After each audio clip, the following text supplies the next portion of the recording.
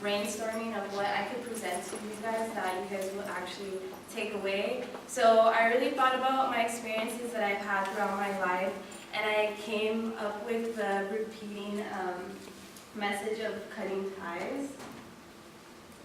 So I wanted to ask you guys, throughout your lifetime or what you experienced, have you ever been like bullied? Have you ever been bullied or had a stereotype against you, which, or even have been called names, which falls in the category of bullying? Well, I have. So this is one of the reasons why I came up with this. So first, in order to grow as a person, you have to really be hands-on and face your challenges and also your ties. If you don't identify your ties, how are you going to overcome them and how are you going to grow? So I really, while creating this, I really started to identify my ties that I've had throughout my lifetime. So drawing back to my background and like why I came up with this recurring theme. So throughout my lifetime, like I said, I've acquired certain ties. So I come from a really small town. It's Delano. The population is about 50,000 people. We only have 3 high schools. And it's the main industries in Delano is agriculture. So growing up, that's mainly what I grew up with. And if you guys don't know where Delano is, if you pass the 99, it's on the left side, and you'll see this large halo box. So in Delano, the funnest thing that you could do is go to Super Walmart at 3 in the morning, and that's about it.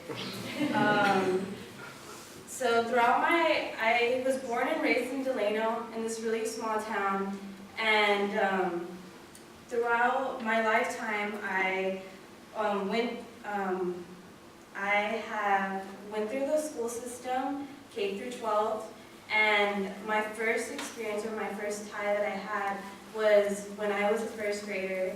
My first grade teacher went to my parents and they said that I didn't have the ability and that I should be put in a special class just because of my learning capability, but they didn't know that I'm really intelligent. So I'm going to have a volunteer, so if you can hold this first tie. So that was in first grade when I had my first tie, and my teacher notified my parents, and I was at a young age and I didn't really comprehend what that could do to a young child. And then in middle school, I was bullied for because I presented in my class, and these kids thought it was funny for them to bully me and to call me tomato face, but little did they know that in the future this would impair my public speaking ability. So that's another tie that I got when I was in middle school. And then in high school, I was bullied. I got slammed over the internet by girls, degrading me, calling me provocative words like, pardon my French, but slut and the B word, which I wasn't. And I got my phone taken away and my clothes. And then in high school, my professor, or my teacher, I would say, said that I wasn't qualified to go to a university, that I should just stay at home and not attend a university or state college. That was a little short, but and then like I mentioned before, I come from a really small town where the industry is mainly made up of agriculture. So that's all I know. I'm proudly to say that I come from a family, or parents, I would say, that work in the fields, wake up at 5 in the morning. It's not uncommon for people in my town to work in the fields under harsh conditions, over 100 degrees where they're getting paid minimum wage.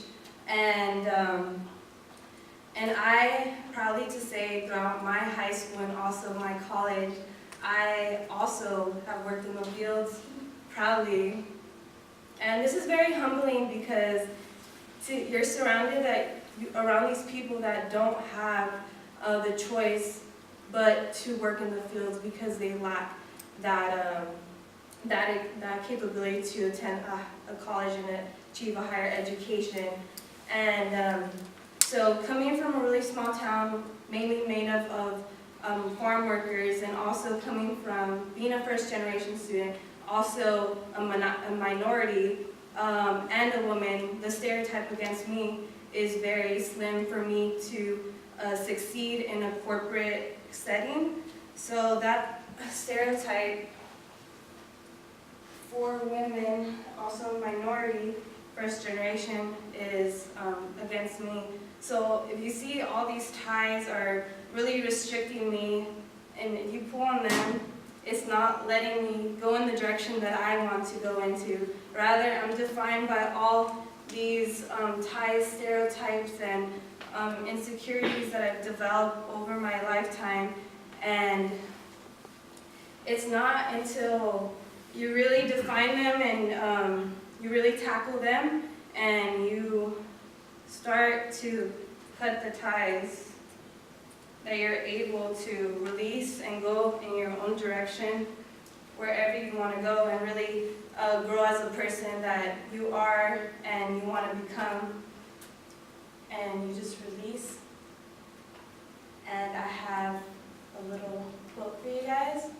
You are the light of the world, a town built on a hill cannot be hidden. So I take a lot away from this quote because wherever I go, no matter the situation, the circumstances, I'll bring light into any place that I am, despite people calling me names or the stereotype against me or the statistic, I would say. So always be the light wherever you